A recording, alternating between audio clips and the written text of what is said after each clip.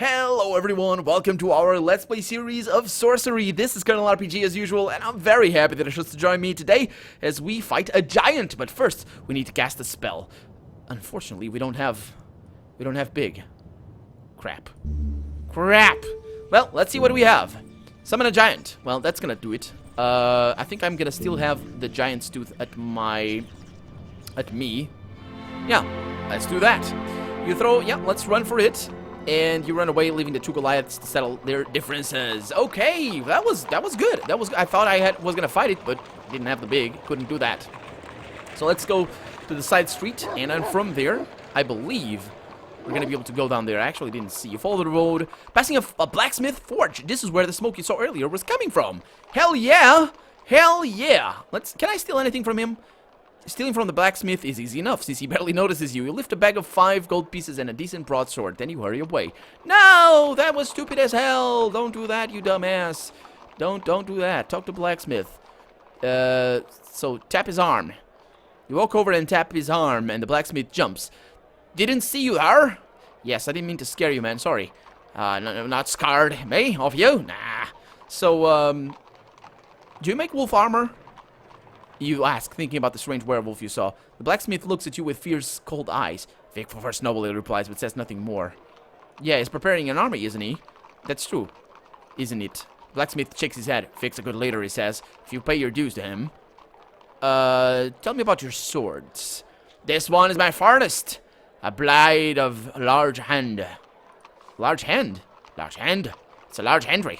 So try the blade. I warn ya. Once you've tried it, you won't want another one. And it's not a cheap blade. No, it's not. I'll risk it. And it's amazing. How much? I told you. Ready for it? 40 gold pieces. Let's ask 40. Oh, damn it. I didn't mean that. I meant to ask 40, not 40. Oh, man. Let's talk to the blacksmith. Let's do the same thing. Tap his arm. I didn't mean to scare you. Tell me about your swords. Try the blade. I'll risk it. How much? 40. 40. The blacksmith nods. That's right, 40. Can I haggle? I'll give you half of that. You begin. No, yeah, okay, let's pay. Let's pay. You consider for a long time, then agree. 40 gold pieces, you reply. Here you go. You count out the coin and then take the sword with venerable care. The line of it is unblemished. Its edge is probably just the straightest thing in Carry. A test swing rewards you with a gentle whistling sound. The blade is superb. Do you make wolf armor? Excuse me. Let's ask who Vic is. He's the boss. Has been for a long time. Just making it official. Really? Huh. I need to find the city nobles. That don't sharp here. Okay, he doesn't know where they are. So I can go back. And I think I am gonna go back, although it might actually not result in good things. The statue lies... Oh, you head up to the road towards the giant statue once more. The statue lies face down in the street. A few locals are now sitting on the back of the statue eating their lunch. Oh boy, the city is drawing on. Drawing on. Okay, so we have that, or we have this. I think I need to go down this alley so we can enter that thing and explore the sewers again. But I don't remember, so I can go through there.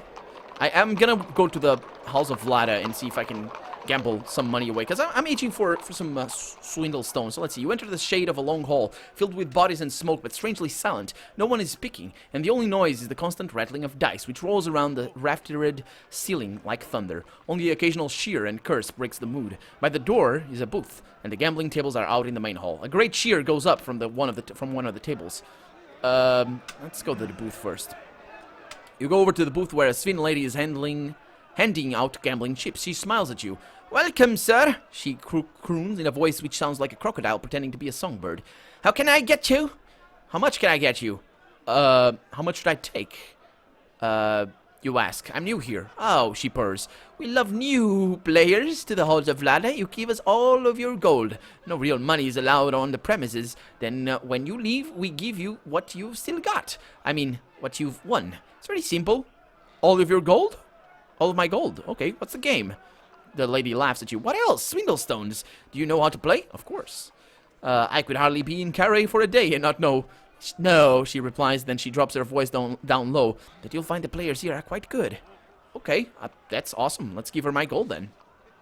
You hand over all of your gold. The Sphinx lady counts it out, slowly and meticulously, as though she was not very good at counting. Then she hands over 13 chips in an assortment of colors. Have fun, she says cheerfully, gesturing to the gambling floor. Okay, let's go to the gambling floor.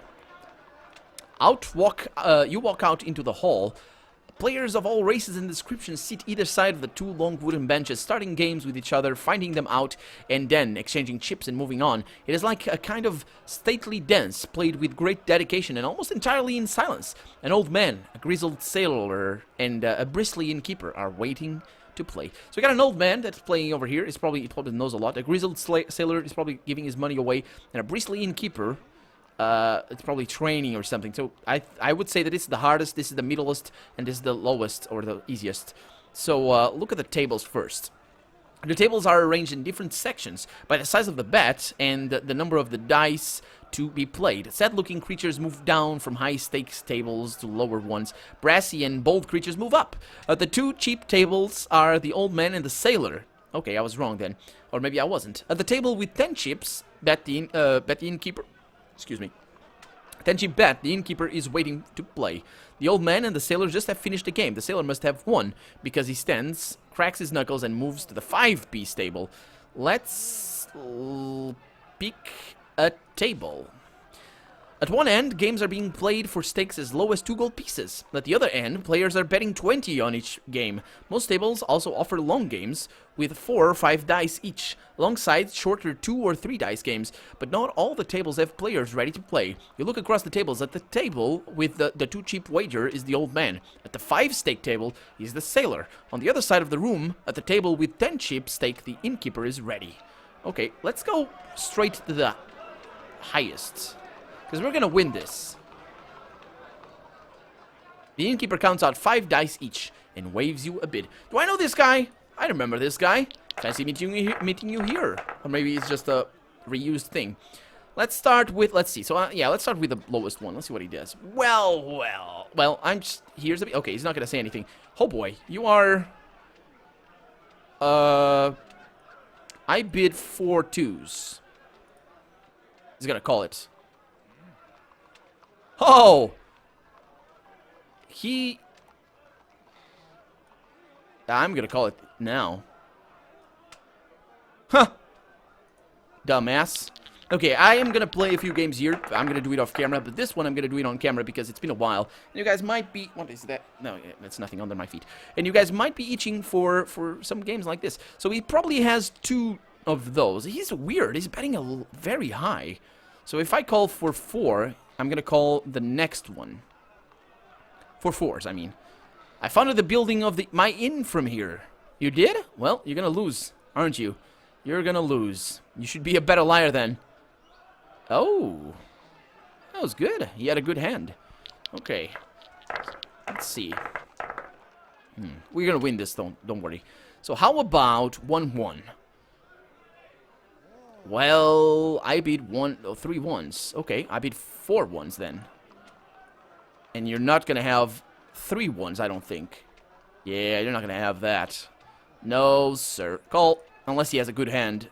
In which case the game is cheating because he had 2 very, very good hands right off the bat. We're gonna win this still, unless he's got another good hand. Let's call for 3 5s or 3 4s. I always say these are 5s because they look like 5s on that. So he needs to have 3 5s. So he needs to have a very good hand. And he does not have a good hand. Oh, okay, the game is cheating. Screw that. Yeah. I know the game is cheating now, so I can roll. Basically, the game is cheating. There's no way he's got that one. It's not harder. He's just luckier. Let's see. I'm gonna call for. Let's see. What do I have that he can fall for? Ones. I'm gonna call for 3 ones here, and he's gonna fall for it. Well. Used to. My brother runs... Oh, did I ask him something? My brother runs it now by the gate. Okay, so he's calling for 4 ones. He does not have that, but he might have. So I'm going to call for 5 ones. And yeah, let's see. He doesn't have that. Come on, he's going to call and he's going to win. What? Yeah, no way, man. Well, I'm saving up, trying to earn a little bit more. Yes, then you'd better play better this time because he doesn't have... He doesn't... He's bluffing a lot. Okay, let's go with my best hand. So, oh, he's gonna call. Nah. I'm gonna call for 3-4s. I'll say 3-5s, but 3-4s. And I am actually gonna go with, I don't know. Let's go with 3s. Seen any wolves? Yeah, I have. Okay, he must have a 5. And if he calls... If you don't have a 5, my good man, we have like a... Yeah, okay, so he didn't have. Okay. I should have called him, actually. Okay, I got a good hand. Let's start with a 5. See if... 2 5s, actually. He should be able... I would have thought running an in was good business here, I ask. I'm actually not paying attention to the... Yeah, so I'm gonna call for 4 1s. And he's gonna call, but he must have a 1. Everything is hard work. The question is, do you get paid enough for it? Give me a 1. Yes. Okay, that wasn't his mind. Okay, good. So I know now that maybe it wasn't just lack of luck right there, because he didn't get very good hands this time around. So I'm gonna call. So he has 2 2s, or at least 1. So I'm gonna call for 3 2s, and he's gonna go for 4 2s. And I am. Because he needs to have 3 2s in order to... So unless he has a very good hand, and he doesn't have a very good hand, so we won that. Yeah, pretty easy. Pretty easy. Let's see. That's a good hand. Let's go with a 1. Let's see what he bids. Okay. I call for 4 2s. Or 2 2s, rather. Let him do what he wants. That's okay. I can call for 3 2s with safety. And he's going to call for that. He's got 2 4s. No, you dumbass. I have that. Seriously, dude. He doesn't even have 2 3s, I mean. I say that. It's weird. I think the 3 is a 4 and the 4 is a 5. Because I must not be the only one. So, are you staying in carry for long? Well, I am asking you... I heard no one leaves carry. The city border traps. It feels that way sometimes, but you are a traveler. I can see it in your eyes. Oh, dude, I'm gonna call for 3s. Is he gonna call? You're from Analand. I recognize the accent. We used to have more visitors into Carey before the council grew so paranoid of outsiders.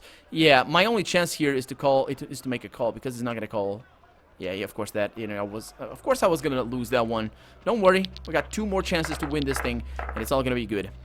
So shall we begin on... Let's go with a 2 here. Force him not to call a 1, I think. But it depends. So he's got 2 2s. Oh, no, dude. No, he was not going to call me on that. Especially since I got his right one. Yep. I only won 2. Yeah, and the game is mine. With a hearty laugh, the innkeeper hands over 10 chips. You now have 23. He gets up and moves over to a lower stake table. I'm going to stay put. No one joins you to play. You sit back and watch for a while. The players on the tables form themselves into pairs and settle down to play in deathly silence. The rattle of dice... Yeah. So, stand up. And let's see what I can do here. Nearby on the medium... Oh, wait a minute. Nearby on the medium tables, the sailor and the innkeeper finish a tense game. The sailor must have won because he stands, barks a laugh, and moves to the table with the 10 chip bet. The innkeeper is now broke, and with a sorrowful chuckle, he salutes to the general crowd and staggers from the hall. A pious-looking monk steps into the hall, looks about, and then sits down at the 10 chip tables. The Sveen lady leaves the booth at the front and of the wall and makes a circuit of the room, offering refreshings at the cost of 4 gambling chips. The monk buys a glass of mead and drains it in a single swig. No, I'm fine with that, thank you. I am gonna pick an opponent. The sailor and monk are looking flush, while the old man is looking down on his luck.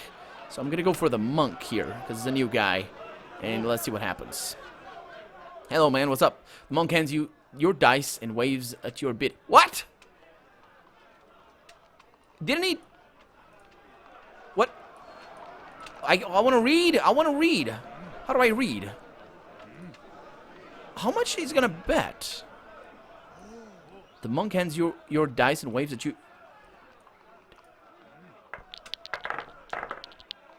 You roll your dice and consider the offering bid. It doesn't say. I'm gonna go for a 5 here. Ask him to... It's gonna be an interesting game, this one. And of course he's gonna call that. We're almost out of the city port. There is a market and great necropolis of Carey. I am gonna call him. There are 3 fours, and the monk wins. Oh man, this is an interesting game. I have asked Vlada many times to allow candles in here. It would make a ritual better. 1, 2. It can call. He's gonna call. That's his only play. Yeah, of course. And he wins. No, he doesn't. I'm not gonna let him do that. Let's play the monk properly this time, because it's a different game this time around. I mean, it's not a different game, but let's see. So I'm the first one to go. So I'm gonna call for a 2. That's the only way. If I'm gonna call, I'm gonna bluff, and he's gonna call for 2s, and I'm gonna call him, because he can't call me the first time, and he needs to have a good hand. So now he knows if the AI is programmed properly. He knows that I'm gonna bluff my first one. So I'm not. Oh, he actually goes first. So he has one of that, and he's gonna call me now. He's gonna call me. No, he didn't. What? Most holy ritual that we play. Well, we only have 1 5, if at all. Yeah. There we go. How much did I gain? 10 chips. Okay, I was right then. The monk places 10 chips into your palm. I hope you are content to steal from the charitable donations made by the devout in this city. You know, I am really content. I really am. Yeah. You now have 33. He bids you farewell and shifts to the table of 5. Let's change the table. Let's see. You get back to your feet. And there was somebody. Let's go. I need to go back there again. I'm not going to wait a while. That's the thing. Someone curses from the back of the hall, but no one seems to notice. Let's pick a table. You look at the tables party for a table with the party ready. Yes, a partner ready. You look across the tables. At the cheap table is an old man. At the table of 5 6 is a monk, and across the high stakes is a sailor that I saw before. Has been waiting for me, but that was a quick game, so it's not a problem. Yeah, there we go. Whew. Oh, wait a minute. I'm doing this on camera, ain't I? Yeah, I did that one because that one was special, but I will do this off camera. We'll see. I will win though. I will win. And the game is mine. This guy talks like the other guy. You guys might remember him. It's the rock that we can't really understand. It's okay. I won. It was pretty easy actually. I only lost because I was dumb on that one. I didn't do the calculations correctly. You won. With a frown, the sailor hands over 10 chips. You know, I have 43. Let's change the table.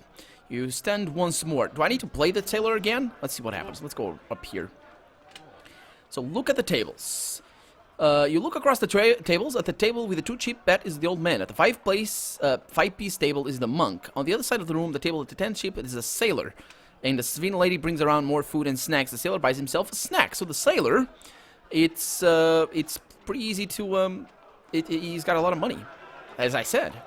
Let's do this again.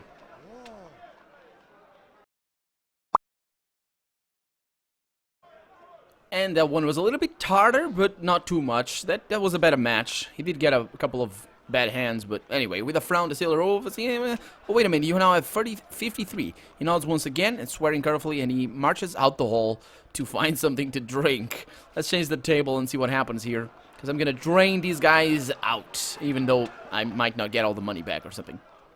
Let's look at the tables. Wait a minute, a hungry-looking beggar girl enters. The creature with only one eye gets up, sobbing, and runs out of the hall. It seems like it has lost the other eye in a bet. What? A creature with... Oh, it was a creature that wasn't here. Oh boy, that's not okay. You look across the tables. At the lowest stake table is the old man. At the table with the 5-chip stake is a monk. Across the room at the upper table, the beggar girl is waiting. And we're gonna go and get her. So the old... yeah, okay. Actually, I didn't read what that read. What did he read? What's the last thing that he said? The old man is looking down on his luck. The other players seem to be doing not as badly. Yeah, the old man is gonna... He's a red herring, I think, or maybe just for us to accustom ourselves to the game or something. Oh, we haven't found this graphic before. Let's see how she fares. She really had bad luck. She was telling me how she had been saving up for months, I think. I think it says over here that she had been saving up for months. I've been saving up to come here for weeks. Yeah, I'm not about to mess it up. 3 times. 3 threes, rather, she says. She was going to beat me. She was all very overconfident. She really got her ass handed to her. But there we go. There we go. With a frown, the beggar girl hands over 10 chips. You now have 63. She stands and moves over to the lower stake table. Let's change tables and let's go back over here and see what happens. See if anybody new comes in. Svin lady brings about more food. Man, the food is just... It's going well. Let's look at the tables.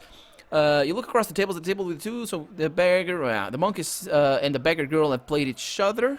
The beggar girl is now broke, and with a cheerful shrug, she swaggers out of the hall as though she had won after all. A mysterious red eye steps into the hall, takes a seat at the 10-chip table.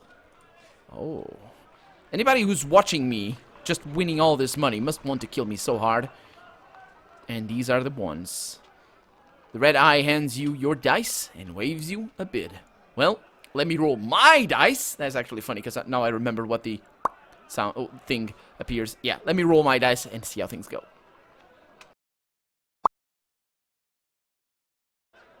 And that was pretty easy. I'm gonna call, and there it is. Hopefully he doesn't kill me, though, because he really lost. Only 1-3. The red eye pushes a die to the floor. With a frown of deep hatred and suppressed rage, the red eye hands over 10 chips. You now have 73. He rises, and with a turn of his creepy head, he leaves the hall. You expect him to wait outside for a winner to rob. I'm gonna stay put for a while, but let's change our table. We're not really changing our table, just coming here and check if, because I don't trust more people to just join me in the table. Let's look at the tables and see what happens. You look across the tables at the table with a 2 cheap, wager a man, a 5 stake in the monk. Okay, let's, for a table apart. Now, let's go for the one of 5. Oh, I can't go for the 10 one anymore. Let's go over here and, well, let's play the monk again. This guy is easy, though, hopefully. I don't know. And this guy was pretty tough. This guy was pretty tough. I had to restart like a couple of times, and I won this one, but because I actually got 3 2s at the beginning, and I just betted 3 2s, and he called, and he lost. He even had 1 2 at the beginning, so yeah, it was pretty bad for him. But he's called. Wait a minute. Oh, I screwed up. Damn it! Seriously? I didn't select the correct one. Oh my god! Let's see what he is gonna do. It's gonna be easy. It's gonna be easy. It's gonna call for 1. And I am going to call for... so he's got a 5. I can call for 2 5s, but he's not going to call. He's going to go for 3 5s if I know their AI. And there's only 1 5 in the table. And there we go, finally. There we go. Woo! That was stupid of me. You have 78. Change the table. Let's see if anybody comes around. At this point, I'm basically showing you who comes around. Ooh. Look at the tables. A medium, the table is the monk. Do we need anything more? Nah, I think we don't. We're gonna still play the monk and see how things go. I'll be right back. So I won that game, and I came back here to look at the tables. So at the 2 cheap table are the old man and the monk. The old man and the monk have just finished the game. The monk must have won, because he stands and moves to the table of the 5 cheap wager. The old man is now broke, and with a sigh, he slinks from the hall. Let's pick an opponent. Apparently we're gonna play this guy until he is... I think he must have... I think he's gonna leave, actually, after this. We'll see. Because he's gonna leave. He's gonna lose. And there it is. You now have 88 chips. He bids you farewell, and uttering a holy curse, he slinks out of the hall. You've now beaten everybody. Well, that was... I'm gonna cash out, basically. Do I need to pay like 10% to the house? I suppose that'd be... We got everything! The Svin lady smiles and exchanges your chips for 88 gold pieces. You have done well, she exclaims. You reply with a smile and head back into the street. And we are now filthy rich. Hell yeah, not that it's gonna matter a lot, but you head up to the road towards the giant statue once more. The fallen statue is starting to sink into the soft earth below. You still have plenty of ground to cover. Yes, we do. Yes, we do. So we could go over there, and that's not gonna lead us anywhere, I don't think. We're gonna go this way, because I believe this is where the, Can we go there? We can't. Oh, I need to go to the market square before I go there, I think. Let's go. Let's see if I can, So let's see. From around the monument, you hear a sudden gasp. Something has happened?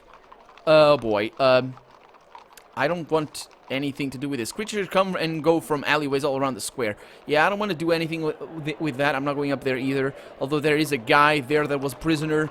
I don't think he's going to be who we need. Let's go to the alley. And let's do this. You choose a random alleyway on the right-hand side of the square and slip into the shadow between the tall buildings. The houses either side are well built and well defended. There are iron railings on the windows, and some even have arrow slits and portcullises. Our one of householder has dug a moat across his front door. Outside one building, a tall man stands with a grappling hook. Oh, I remember this guy. Let's approach him. He's friendly. Greetings, sir. And what is the problem? Where did you get the grappling hook? Oh, I need the grappling hook, don't I? Would you believe it? I found it. Well, let's help him with a grapple. And run off with a grapple. That's fine. You pause for 2 moments, then turn and run and race away down the street with a grapple. Unfortunately, the rope is trailing out behind you as you go, and it's easy for the man to grab the rope and pull, bringing you back. He comes and stands over you, pulling a short dagger. I should have known better than to trust a stranger. He sighs. Well, stand aside or I'll have to kill you. The man stares at you, then bursts out laughing. You are mad or bold, but either way, he says, pulling you to your feet, you're good value. Then he returns with his hook, to the window ledge. The man gives up. He winds up the rope around his shoulder, then cups his hands to his mouth. Esme, will you just open the door and let me in? For a moment, nothing happens. Then a bucket of slop is thrown out over the man. He stands, dripping in muck. Who's Esme? You ask from a safe distance. Take my advice, stranger, he grumbles. Never marry an elven.